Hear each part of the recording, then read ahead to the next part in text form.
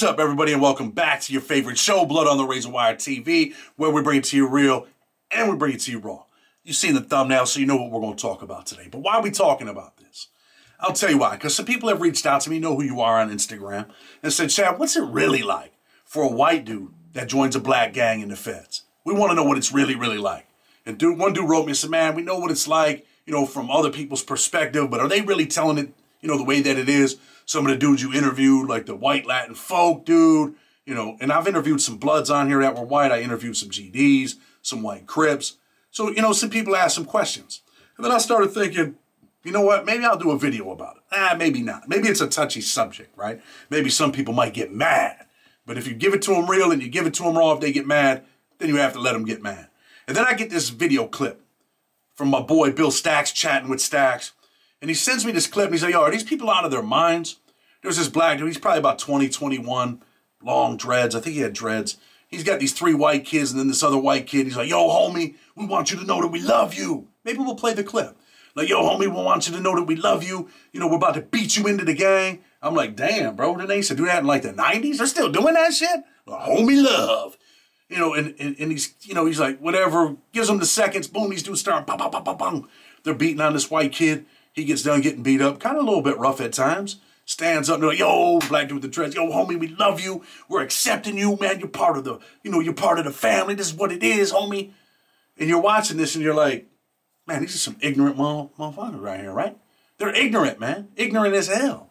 What happens if there's ever a big RICO case? Think that video wouldn't be highlighted? Let's say you and the homies, do something real fucked up and you end up in federal court. What happens then? They'll have that video. It's all over social media. Somebody's got it. Somebody's going to turn it over. One of your people are when things go bad. You know what I mean? Don't be sad. Remember, I told you it came from Chad. Anyway, so, maybe we'll play the clip. Bill Stacks sent that to me. And then my mind started rolling like, yeah, I probably should do this video. What's it like? We've had the dudes come on. Maybe they don't give it all the way up. Maybe white dudes don't want to tell you all the way what it's all the way like. For the most part, most of them have. They've come on and told you what it is. But I can tell you what, hold on, man. I ain't telling on no one. I'm telling my perspective. Yeah, we're not telling on no one. We're telling the perspective. Smile, I'm just messing with you. But anyway, let's get into it. We'll talk about what it's like. We'll talk about what it's like in the feds, what it's like in the state too. We can conversate about that too. You're white in a black gang. What happens when you come to the federal penitentiary? And I'll give you an example. I'll use a dude that came to USP Lee, kid that I kind of liked, thought he was an all right dude. When he gets to the prison, he walks in, and first thing you do, we've already talked about this. Everything's racially segregated, right? At the time when I first walked into the federal penitentiary, maximum security, everything's racially segregated. I talked about, a white broom, a white mop bucket, a black broom, a black mop bucket, white TV, black TV. You better not touch that black TV if you're white. And, if you're black, you probably won't touch the white TV or the Mexican TV. It's just how it is. I didn't make the rules. I just play the game, right? That's just how it is. You're in the game. You walk in that penitentiary, you're in the game. And trust me, it's a game. Not a gang, it's a game. So anyway, everything's racially segregated. I'm in USP Lee. White kid comes in at night. Everybody's on the door. USP Lee, you get there at night. They don't let you into your unit until night. You might get there at 2 in the afternoon. And you're sitting down there in R&D, waiting. Because USP Lee, they wouldn't let you out on the compound until after the lockdown. Why do they do that, Chad? I'm going to tell you why. Because they want more staff there. They don't have a lot of staff at nighttime. Something pops off, they want to be able to respond. They want their staff to be safe. They, for the most part, don't give up about you. They care about their staff. They don't want a bunch of stuff going on, bunch of dudes fighting, bunch of dudes in there wrestling, stabbing. No, not until their staff gets there. So, everybody's waiting on that door at night. And when a bus comes in, there's always something that happens. Somebody always knows someone, oh, yo, dude violated, yo, I can't wait to see that dude in the morning. And there's always dudes that are going to sign up. And we'll get back to them white kids in a minute that were getting, doing the beat in on that gang level. So anyway, you come in at night, man, and everybody's waiting. They want to see who's on that thing. Could be 2, 3 people in the morning getting punished on the way to breakfast. They got their crew out there. Yo, they go to breakfast. Yo, old boy came in on the bus. Or they might know you're already coming. How do they know when a dude's coming to a prison? Somebody works in the laundry room, and people get that list. And they recognize you, man. Oh, man, dude's from Pomona. Yeah, oh, yeah, I know dude, man. Dude did so-and-so.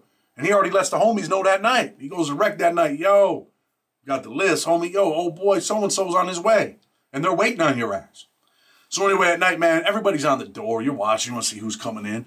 Black dudes are looking for black dudes, and Mexicans are looking for Mexicans, and Asians might be looking for a couple of Asian homies. White dudes are on the gate looking like, oh yeah. And it's with every group, man. But dudes plot. Dudes are plotting. See a white dude come in, man, long hair and shit. They put him in the cell, long black hair. He goes in the cell. Catch him in the morning. As soon as you come out, you're white. White dudes approach you.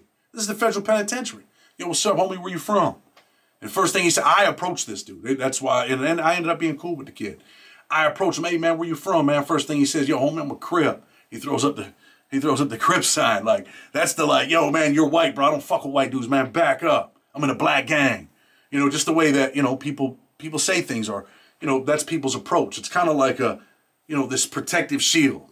Like I said before, a lot of times in federal prison, you meet dudes that are faking it to make it.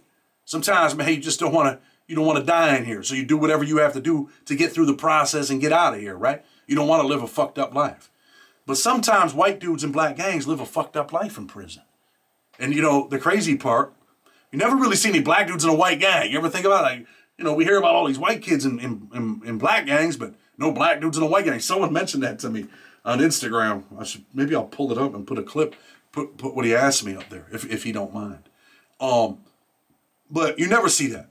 You never see a black dude in a white gang. Just, it don't happen. But this is the thing. You see not a lot, but you see some white dudes in black gangs because of the way that they grew up. This is their neighborhood. This is how they grew up. They grew up in an urban area. For those of you that don't know, obviously, I grew up in an urban area. You see me interview my brother on here. He's a blood. He's a very well-respected dude, in the state system and on the streets. But what's it like? What's that life really like? So anyway, man, white dude comes in, he tells you, yo, man, I'm a Crip. What do you think the white dudes say? Yo, what's up with dude, man? My boy Ant, I remember when this dude came in, my boy Ant was like, yo, what's up with dude? And I'm like, man, he's a Crip. He's like, pfft. It's like a bad taste, amongst white dudes. When a white dude comes in and he's talking about, yo, man, dude, he's in a black gang. Dudes are immediately like, pfft. Look, man, dude ain't shit. And what does that dude become? If there's ever an issue, and we talked about this, there's usually some white dudes that hate this dude. They don't even know him, but they hate him immediately. Now I hate that guy. He's in a black gang. I hate that motherfucker. You don't even know the dude, but you hate him. I kind of let people, you do, not let, you're going to do what you want to do. I just kind of look at it like, yo, man, you do what you want to do, man. This is your life. You live your life how you want to live it. But that's the difference between East Coast politics and West Coast politics. A lot of dudes don't understand, what it's like, to grow up on the East Coast, in an urban neighborhood, in a black neighborhood. And, these are your people. These are the people that you grew up with. So a lot of dudes look at them dudes like, pfft. And you got some crazy ass white dudes in there, make no mistakes. That if something popped off, they really will target that white dude that's in a black gang. So right away, man, you got this big X on your back, right? But you are who you are. You do what you do. You live how you live. Remember we talked about, we actually interviewed the white dude. I think he was, cool with powder. Where there was a white Crip in California, and them dudes jumped on that dude immediately like, yo, bro, you ain't staying here. And that white Crip actually reached out to me, but wouldn't come on for an interview. So if he's watching again, bro, the word is you get busy. Dude gave you your props. Love to have you on. Because you're the type of dude that, hey, this is how you grow up. This is how you live. And a lot of white dudes in black gangs, let's just keep it real. They had to prove themselves. They get busy. Make no mistakes about it. But there are some other dudes that come in that are faking it to make it. And we're going to talk about a couple different, dudes that I've ran into. We'll talk about, what does Jay Williams say? I lived it. So, when you live it, you see it. This is your perspective, man. This is my perspective. And I kind of see things how they really are. So anyway, man, the white Crip, he's there. Immediately, white dudes are talking about him. But the crazy part is, this is the other crazy part. A lot of them dudes, they grew up in black neighborhoods, whatever, but they still relate to white folks, man. They still relate to white people. Dude still wants to kind of kick it with us, come in the cell with, I think Dog was my cellie at the time. He'd come in and come over there and kick it. And sometimes you get a dude like, damn, bro, you hanging out with dude, man? Like, dude's not white. And I'm like, man, I don't really give a fuck what he is. Like, I like the dude. I think he's an all right dude. And we joke, we play, and eventually I would see him in Pollock. Sometimes I say Pollock. I would see him in Pollock, and he's like, yo, what's up, man? You good, yo? And he looked out for me a little bit. Smoke, if you're watching, if you're out, hit me up. The kid's name was Smoke, man.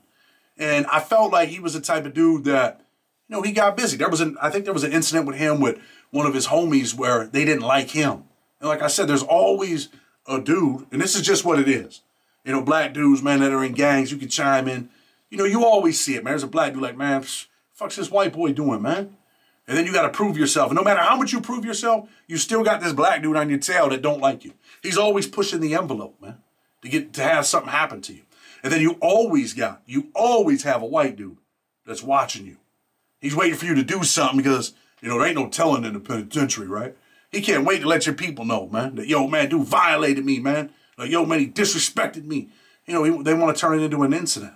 And when they do that, a lot of times, if you're a well-liked dude, if you're a well-liked homie, right, it could become something bigger. Now it could be a white-black clash because you got this one white dude that wants to target you because he don't like you.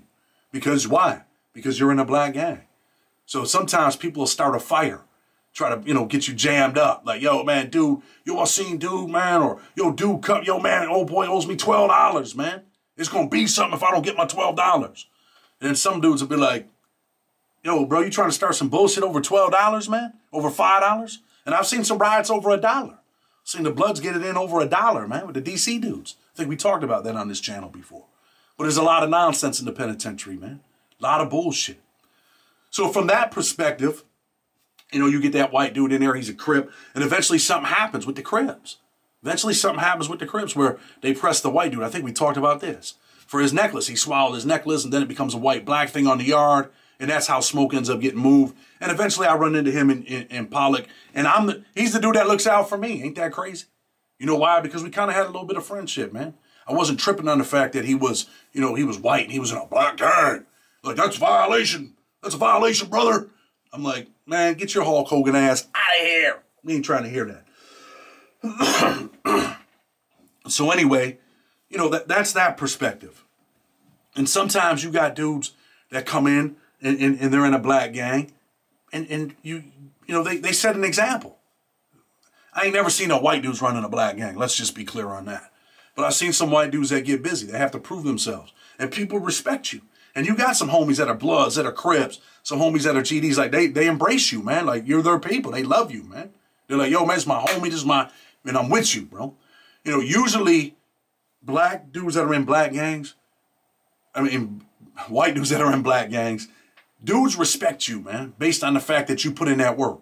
You know, the way that you carry yourself. They're like, yeah, man, homies from the hood, man. Like, you know it. But what happens when you got a goofy-ass white dude that joins a black gang? You know, in that clip. I would like to initiate my new member, Kyle, you heard? My hood rocking. I love you, boy, you heard? What we about to do right now, we about to initiate you into the motherfucking set, into the motherfucking, into the cult, better words, all right? We love you, and we here for you. We're your brothers. Do you understand that? All right, let's go. Hey, yo, I need y'all on his fucking ass, don't cut no slack, you heard? Hey, yo. 4, 5, 6, 7, 8, 9, 10, 11, 12, 13, 14, 15. He's good. Oh, God, shit. He's good. He's good. Get him up. Get him up. We fucking love you, nigga. Throw that shit up. Go rock shit. Come on.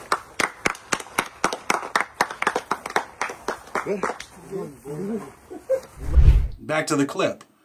These are the people that you got to worry about. These young white dudes right here, they're a threat. Why are they a threat? Because, man, they have been mind warped. You know, you got this black dude talking to these kids.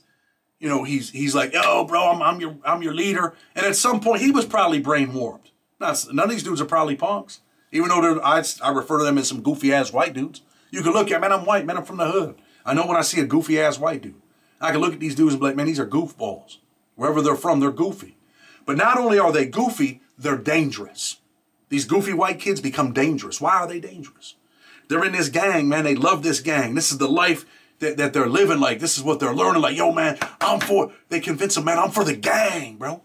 You know, back in the day, they would convince people like, yo, bro, if you do this for us, for our group, you're going upstairs and there's going to be all these great things when you get up there. You know, people have been mind warped since the beginning of time. And when you mind warp these kids, right, they're willing to do anything. you've seen the interview that we did with the kid from Chicago. I had to take it down. He had hit me up like, yo, bro, I made a mistake. I wasn't supposed to do no interview, homie. Please, man, take that down. And I had to respect his wishes, and I take it down. But he was 16. He told you, man, I go hard for my gang. I'm going hard in the paint. He runs up on a kid, man, blasts him in the head.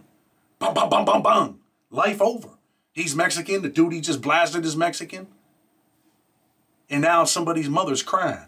The lady that is your mother's friend, or in your mother's, atmosphere or in her classification, now she's the mother that's crying. You did that for your gang, homie. And you know what? You could have ended up with 60, 70 years. He ends up beating the shit at trial. You better thank the good Lord. But this could be your life. You could be in there for the rest of your life at 16 for your gang. No more cars, no more women, no job, no prom, no wife, unless you get a prison wife, with a back. Oh, I can't say that on YouTube. I mean, that's your life. Concrete and steel. This is it. And a lot of times, once they get you, man, there's no way out. Winning appeals, slim to none. No way out. This is it. This is your life. So that, them little goofy white dudes, they become dangerous. Why? Because they're going to do anything that the big homie tells them to do. Because they believe in this. They believe in this. This is their cause. They ain't got no daddy in the house. But they're white, man. A lot of white kids don't have no dads. A lot of African-American black brothers don't have no fathers in the home. A lot of Hispanics. I mean, this is, this is it. Walk around my city. Your city's the same as mine. They just got different names. These kids ain't got no father figure in the house 99% of the time. Oh, this is what they got. They got their gang. And the kid that's, telling these dudes like, yo, man, they're beating the kid down. They get done, man, we love you, homie, part of the, And now they feel like they're, they're accepted. And they want to stay accepted. They want to get busy for the gang. They want to do whatever the big homie says. That big homie, he was also a young 14-year-old at some point in his life that was probably being manipulated. But this is their life. This is the life that they live. So now let's talk again about the goofy white dudes that do come into prison that are really goofy. Sometimes you get these dudes, and I was in a prison with this kid comes in, and he's a blood. He's a white kid. He's a blood. He's from Long Island. You can already tell from his demeanor, like, bro, you ain't from the hood, man. You're running around here talking about you're a blood. Someone signed this dude up. Someone, man, he met someone in transit, or he might have met someone in, over in the county jail in Poughkeepsie or some shit. And now all of a sudden, and there's some dudes that get busy in Poughkeepsie, make no mistakes. A lot of them. But someone embraces this white dude like, yo, bro, and he's probably scared. He's probably scared. And he's like, yo, man, you about to go upstate, man. You're going to New York, or man, damn, bro, you going to the feds for a gun? This dummy got caught with a gun, right? Damn, bro, you was, you from over there, Long Island, you was selling dope, and, now you got a Fed beef. Now you're looking for a security blanket. That's what I call it. You want to put the blanket on. You want someone to protect you when really you don't get busy. Really, this ain't your life. You were out in the suburbs selling drugs and got caught with a gun and drugs, and they gave you a Fed case. Or the dude that you were getting shit from, it was a big conspiracy. Dude hardly even knows you, but he was the connect. You were buying half ounces from him, ounces. You ain't really doing shit, but now you're caught up in this conspiracy. Now you're scared, right? You're from the suburbs. You're really not from the city. You're from the suburbs, and these dudes embrace you, or someone's embracing you. You end up, you're cool with a dude, and he brings you home. What does that mean? Well, he signs you up. Well, we'll just use that term. He signs you up. You become a blood. Automatically, you're a blood. And this ain't no disrespect to the bloods, because I don't want no issues, and bloods get busy. But anyway, I'm just kind of giving you a perspective of who this kid was. So anyway, he comes to the prison that I'm at, and he, like I said, he's goofy. And you dudes recognize right away, like, yo, man, little white kid. They recognize, man, you ain't nobody, man. And then you got someone that's a little bit bigger than you, a little bit tougher, a guy that's got kind of a black heart, don't really give a shit about you. He's a nobody in the gang too, but he don't like you. And I see, they're playing spades, and these dudes are always arguing, and dude slaps the white kid. Boom, this is right in front of my cell. They're at the table, he slaps the white kid. White kid tries to fight back, but he's too thin to win, too light to fight. He's going to sleep tonight. End up kind of knocking the kid out and drops him. Cops run in there. They handcuff him. And I think, oh, that's it. We'll never see that kid again. And he's out of here. Goes to the hole. 30, 40 days later, this goofball comes back out of the hole. Like, hey, what's up, homies? And you're like, damn. He had to suck up his pride probably to walk out of the hole instead of just, checking in and staying back there. He comes back out of the hole. Man, he ain't out 2 weeks. The other dude comes out. They put the other dude in a different unit, and they put the white kid back in our unit. He's not out 2 weeks.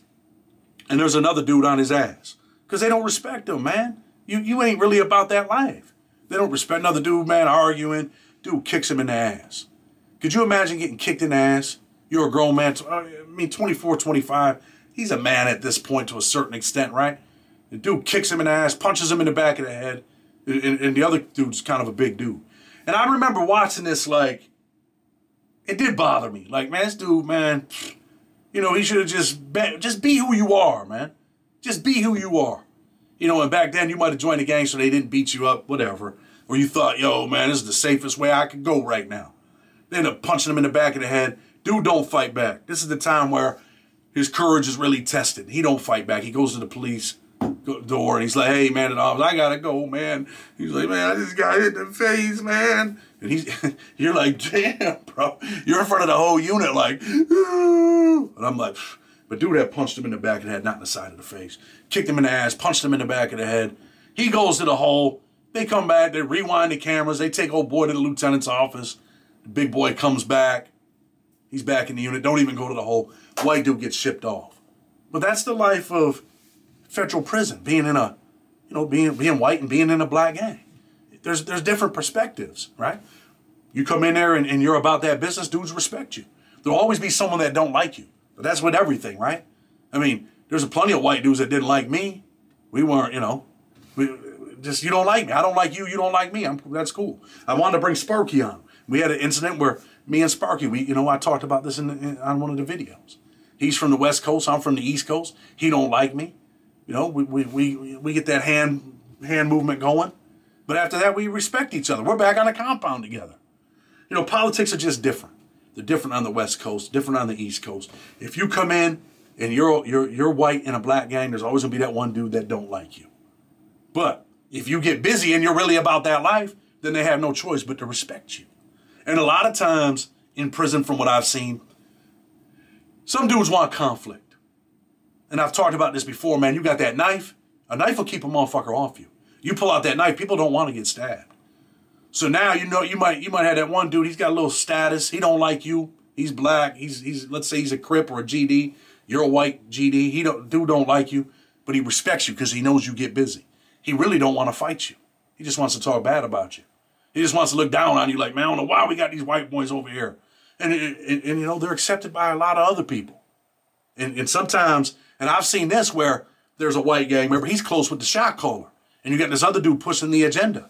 And I've seen this at USP Lee, where there was a white dude in the, I want to say he was a GD. This other dude keeps, I can't believe I almost forgot. This other dude keeps pushing this agenda. We were in C Unit. He keeps pushing the agenda like, yo, man, this white boy. But dude's real close with the shot caller. And eventually what happens is a couple of the homies pound the black dude out over the white dude. That happens too. They're like, yo, man, what's up? You know, like, yo. And they don't even send the white dude on the mission. They don't send him on the mission. But dudes disrespect, not really disrespect, but push an envelope, like always trying to jam the dude up. You know, we talked about, man, you're a federal prison. You better not be telling. But, you know, a lot of times, man, dudes are like trying to get dudes jammed up. What do you call that? You know what you call it? It is what it is, man. But that's what your life's like. You're white. You're in a black gang. This is your life. This is the life that you're going to live. But anyway, man, I hope you guys like the video. Tomorrow, hopefully we'll have another documentary. We'll have another one coming on, man. Blood on the Razor Wire TV. With respect, until tomorrow, we're out.